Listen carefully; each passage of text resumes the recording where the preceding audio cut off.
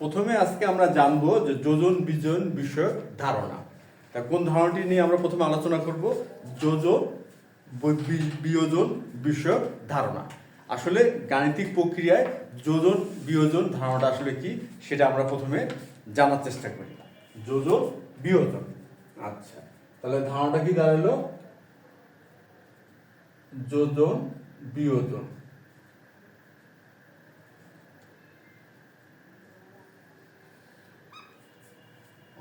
এখন কথা হচ্ছে এই যে যোজন বিয়োজনের ধারণা, এটা হচ্ছে সমানুপাতের ক্ষেত্রে এই ধারণাটা ব্যবহার করা যায়। এই ধারণাটা আমরা কোন ক্ষেত্রে ব্যবহার করব? সমানুপাতের ক্ষেত্রে।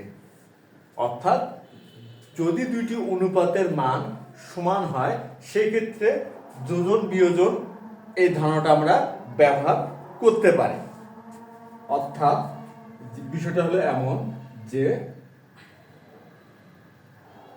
প্রথম রাশি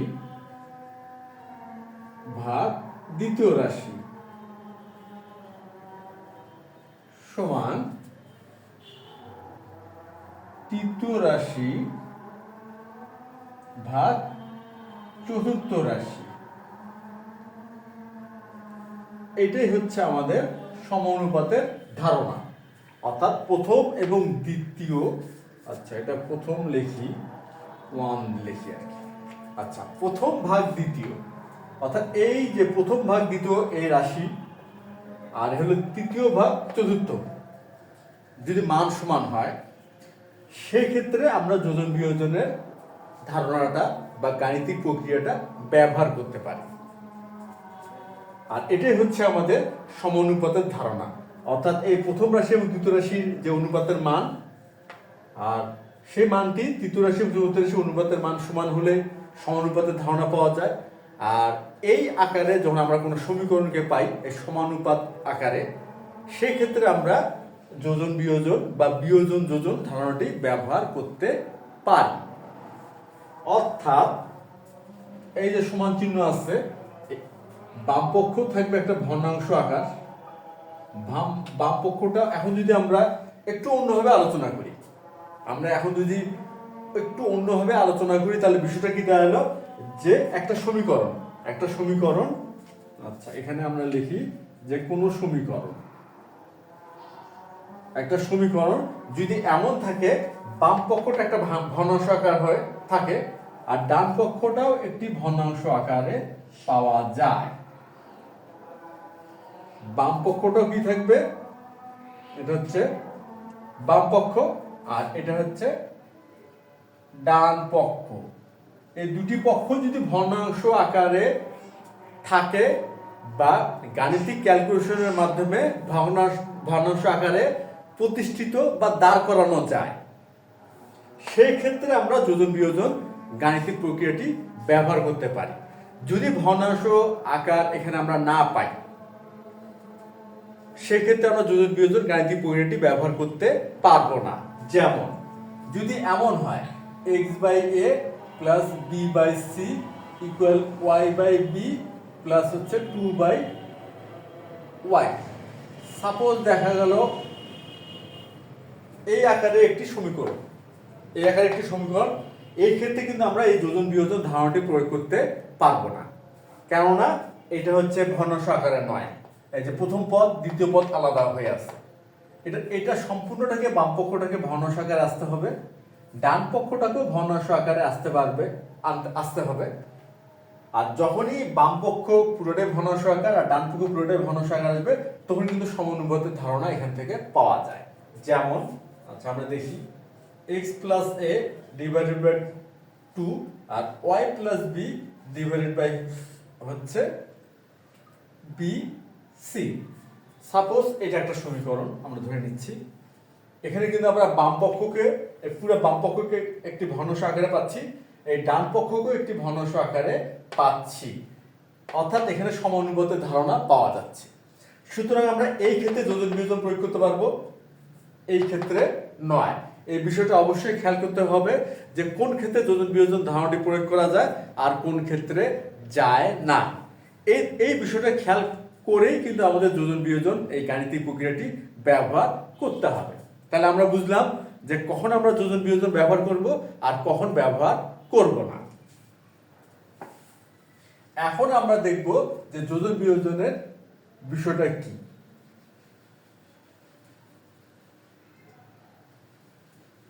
যোজন বিয়োজনের বিষয়টা হচ্ছে, যেহেতু এটা ভগ্নাংশ, বাম পক্ষ একটা ভগ্নাংশ আকার থাকবে, ডান পক্ষ একটা ভগ্নাংশ আকার থাকবে। আর ভগ্নাংশ মানে কি?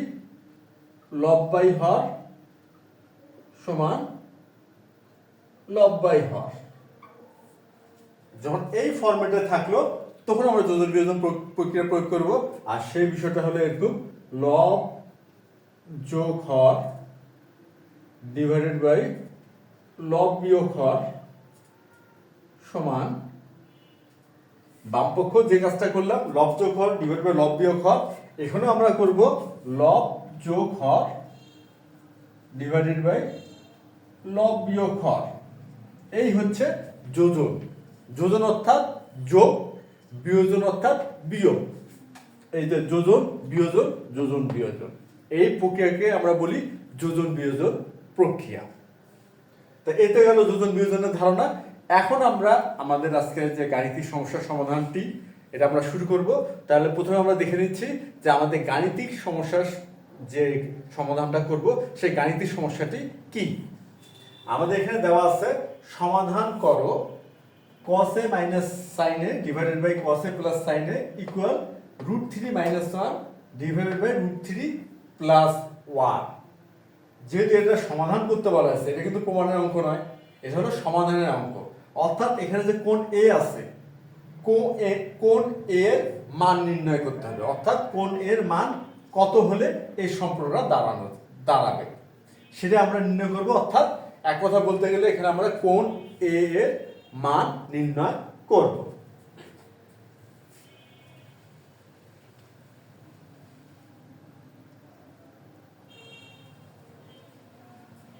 এখন আমরা সমাধানটি শুরু করতে পারি।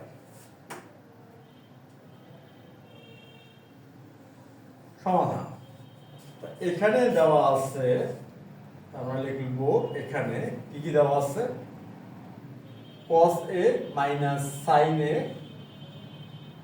Divided by cos a plus sin a equal √3 minus 1 divided by √3 plus 1। কিছুক্ষণ আগে যে আমরা আলোচনা করলাম যে কোন ক্ষেত্রে যোজন বিয়োজন যে গাণিতিক প্রক্রিয়াটি ব্যবহার করা যায় আর কোন ক্ষেত্রে যায় না, সেই আলোকে যদি আমরা এটা খেয়াল করি, আমাদের যে গাণিতিক যে হিসাবটা আজকে আমরা করব বা সমাধানটি করব, খেয়াল করলে আমরা বোঝা যাচ্ছে বাম পক্ষ কিন্তু এখানে ভগ্নাংশ আকার আছে, ডান পক্ষ ভগ্নাংশ আকার আছে। যেহেতু বাম পক্ষ ভগ্নাংশ আকার এবং ডান পক্ষ ভগ্নাংশ আকার, অর্থাৎ এখানে সমানুপাতের ধারণা পাওয়া যাচ্ছে। সুতরাং আমরা এই ক্ষেত্রে অনায়াসে যোজন বিয়োজন গাণিতিক প্রক্রিয়াটি ব্যবহার করতে পারি। তা সুতরাং আমরা কি করব, এখানে আমরা যোজন বিয়োজন গাণিতিক প্রক্রিয়াটি ব্যবহার করব। আর যোজন বিয়োজন গাণিতিক প্রক্রিয়াটি কি ছিল? লব যোগ হর এবং লব বিয়োগ হর। তা সুতরাং আমরা শুরু করি লব যোগ হর। আমরা লব প্রথমে লিখতেছি cos a minus sin a plus লব লিখলাম, এখন যোগ হর cos a plus sin a divided by লব বিয়োগ হর। আমরা প্রথমে লবটা লিখব cos a minus sin a minus, এখন যেহেতু এটা বিয়োগ চিহ্ন সুতরাং এখানে চিহ্ন পরিবর্তিত হবে। বা এক কাজ করতে পারি, আমরা ব্র্যাকেট ব্যবহার করতে পারি। ব্র্যাকেটের মধ্যে রাখলাম cos a plus sin a, যেহেতু মাইনাস সাইন আছে এজন্য আমরা এই হরটাকে ব্র্যাকেটের মধ্যে রাখলাম। পরবর্তী ধাপে আমরা চিহ্নটা পরিবর্তন করব। আর এখানেও কি হবে, লব √3 মাইনাস 1 প্লাস √3 প্লাস 1, লব যোগ হর আর লব বিয়োগ হর। আমরা লবটা আগে লিখব √3 মাইনাস 1 মাইনাস, এটাও ব্র্যাকেটের মধ্যে রাখলাম √3 প্লাস 1। সুতরাং আমরা কি করলাম, এখানে গাণিতিক প্রক্রিয়া যোজন বিয়োজনের ধারণাটা প্রয়োগ করলাম। বা এখন খেয়াল করি, এখানে মাইনাস সাইন এ, এখানে প্লাস সাইন এ, তা সুতরাং এটা শূন্য হয়ে গেল, থাকলো হচ্ছে 2 cos a। এখানে আমরা লিখব 2 cos a। আর হরে কি থাকলো? হ্যাঁ, হরে থাকবে হচ্ছে cos a minus sin a, আর এখানে মাইনাস আছে, আর আমরা যে ব্র্যাকেটটা এখন তুলে দেব, আর যেটা মাইনাস সাইন আছে তাহলে অবশ্যই এখানে চিহ্ন পরিবর্তিত হবে, সুতরাং হবে minus cos a minus sin a, চিহ্ন পরিবর্তিত হলো। এখন ডান পক্ষ দেখি, এখানে -1 এখানে +1 কি হয়ে যাবে? শূন্য হয়ে যাবে, সুতরাং হবে √3 + √3 2√3 আর আমরা হরে যেটা করব, এখানে আছে √3 -1, এই যে মাইনাস সাইন আছে, মাইনাস সাইন থাকলে আমরা যদি ব্র্যাকেট তুলে দিই এটা চিহ্ন পরিবর্তিত হবে, সুতরাং হবে -√3 -1।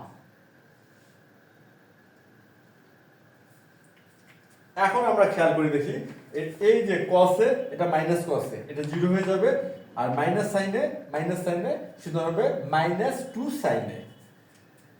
এখানে হচ্ছে 2 cos a divided by -2 sin a সমান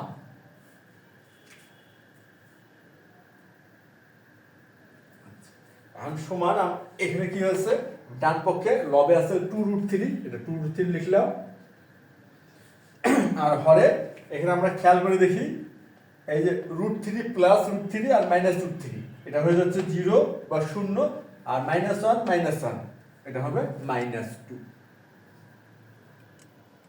বা এখন খেয়াল করে দেখি, এই যে -2 এই যে -2,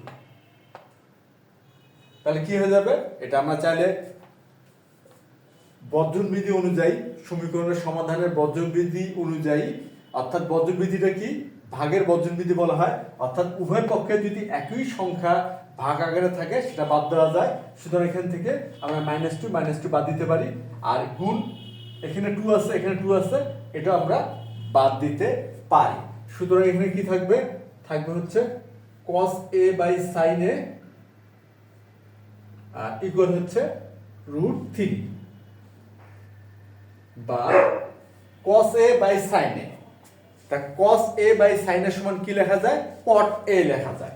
এখানে আমরা লিখব cot a সমান সমান, আর √3 হচ্ছে cot 60 ডিগ্রির মান, এখানে আমরা লিখি √3 হচ্ছে cot 30 ডিগ্রির মান,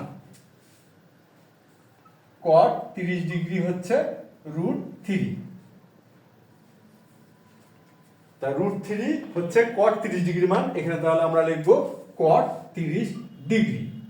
উভয় পক্ষ থেকে আমরা যদি cot অপসারণ করি, সুতরাং a সমান হবে 30 ডিগ্রি। অতএব নির্ণীয় সমাধান a সমান 30 ডিগ্রি। আমাদের সমাধানটি হয়ে গেল, আর আমরা বুঝলাম যে যোজন বিয়োজন গাণিতিক প্রক্রিয়াটি কোন ক্ষেত্রে ব্যবহার করা যায় আর কোন ক্ষেত্রে যায় না। আর আশা করি আজকের এই সমাধানটি বুঝতে কারো কোনোই সমস্যা হয়নি বা হওয়ার কথাও না। তাহলে আজ এই পর্যন্তই, ধন্যবাদ তোমাদের সবাইকে।